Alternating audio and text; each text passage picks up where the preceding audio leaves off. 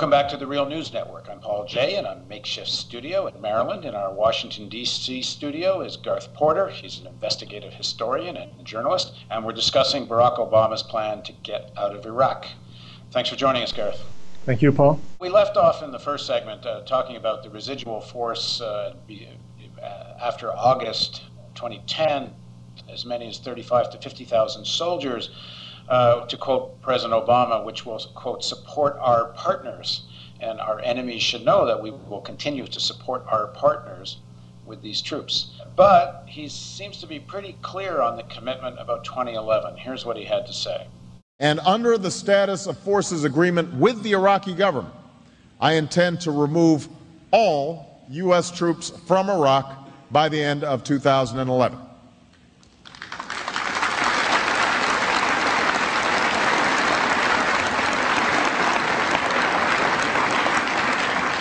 So we will complete this transition to Iraqi responsibility, and we will bring our troops home with the honor that they have earned. His basic scenario seems to go like this. The U.S. troops play a stabilizing role. If they leave too quickly, all hell will break loose, or quote unquote, our enemies will take advantage of our partners, which I assume means the Maliki government and some of the other allies, the Kurds in the north, I suppose. By 2011, things should be relatively stabilized, and we will get out as the agreement with the Iraqi government says. So what's wrong with that? What's wrong with that, Paul, is that the same argument that could be used to justify a de facto combat role by the United States from August 2010 to the end of 2011 would also apply after the end of 2011. I mean, what is the difference? If you're saying that it's a vital interest of the United States that we must continue to intervene with our combat forces in Iraq because all hell's going to break loose otherwise, then the same thing's going to be true at the end of 2011 and beyond. He would counter-argue, I suppose, that a year is a big difference in terms of the strengthening of the Iraqi government, that the Iraqis themselves are saying 2011 is what they want, meaning the Iraqis, I suppose, that have an ability to say something about this. But as we know, there's going to be a referendum coming, or at least there's supposed to be a referendum on whether the Iraqi people agree with this withdrawal agreement. He's still calling it a status of forces agreement, but I believe the Iraqis are calling it a withdrawal agreement. So a lot is still up in the air depending on the outcome of that referendum. Tell us about the referendum. Well, the referendum has the potential for, of course, delegitimizing the agreement under which U.S. troops are allowed to stay until the end of 2011. It would raise the question, it would pose the question for a vote whether the people of Iraq want the United States to remain in Iraq with its troops for another roughly 3 years, 3.5 years. So that question is supposed to be on the ballot, and the real question is whether there will be maneuvering in Iraq to prevent that from happening for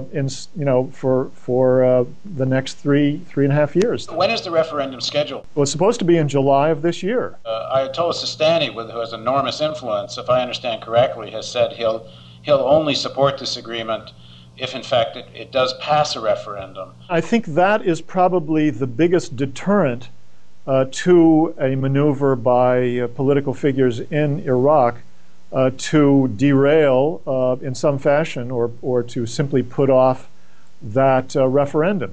Obviously, the powers that be in Iraq don't want to take any chance that a popular referendum could potentially vote against the agreement, what, as you point out, the Iraqi government officially calls the withdrawal agreement. And so therefore it is a question mark whether something will happen between now and July to prevent that. But I do think that the Shiite clergy led by Ali Sistani himself have a very strong position on it, and that is the one thing that would stay the hand of al-Maliki and others in the government with regard to that referendum.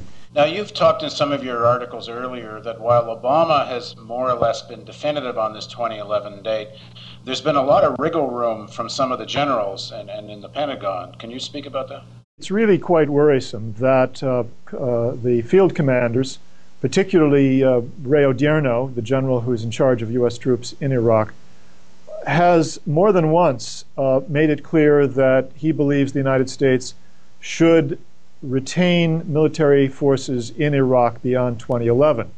And in an interview that he gave to the Washington Post correspondent Thomas E. Ricks last November, he was very explicit. He said he wanted to have as many as 30 or 35,000 troops in Iraq by 2014 or 2015. That is to say, as long as 4 years after the expiration of the withdrawal agreement. Secretary of Defense Robert Gates himself has also supported that idea in an interview on the record. So we have to be concerned that Obama is going to be subject to pressures and persuasion and maneuvers by those people in the Pentagon and in the field who definitely want to keep troops beyond 2011. And it is also worrisome that President Obama has said that he's going to be listening to those field commanders and that he's going to be making adjustments. So, Gareth, these 35 to 50,000 troops, so, they're supposedly not combat troops. So if they're not combat troops, what are they and what are they going to do? Well, of course, they are combat troops to a great extent. The fact is that the number of logistics personnel that would be needed simply to support the Iraqi troops is quite small compared with the present logistical tail that the U.S. military has there. So that can't make up very many of them.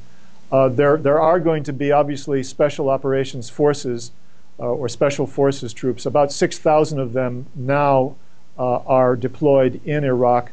They probably will all stay. And then you have the advisors, the people who are actually in the field with the Iraqi troops. And the problem is that there's no way that you're going to come up with 20, 25, 30,000 of those. So what we're really talking about is what has been referred to as a rapid reaction force, and that is going to consist of at least one, probably two, possibly more than that, of what are called combat brigade teams. They are approximately 6,500 each, and it's very likely that you're going to have at least two of those.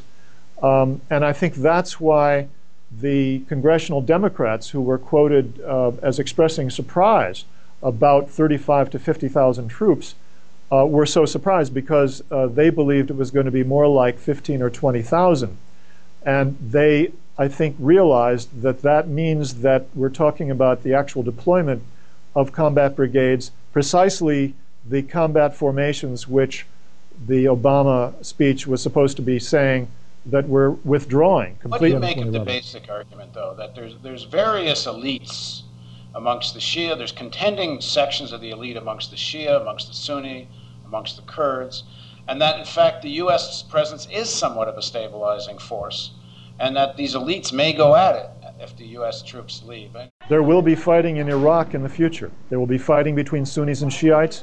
There will be fighting between Kurds and Arabs over oil fields south of Kurdistan, over control of Kirkuk and so forth. That, I think, is close to an inevitability. That raises the question, do we want the United States to have a colonial power in Iraq for the foreseeable future? I think the answer, from my point of view, is no, and therefore the argument that all hell's going to break loose if the United States doesn't stay in Iraq cannot be taken as a rationale for continuing to maintain troops there for X number of years. It just doesn't hold up. In the next segment of our interview, let's talk about the rest of President Obama's plan, what he calls the third part of his strategy: diplomacy and a regional strategy to involve other countries in the region, including Syria and Iran. Please join us for the next segment of our interview with Gareth Porter.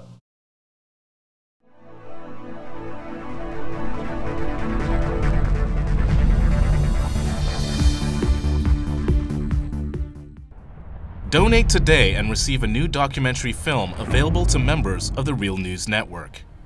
The History of the National Security State with legendary author Gore Vidal.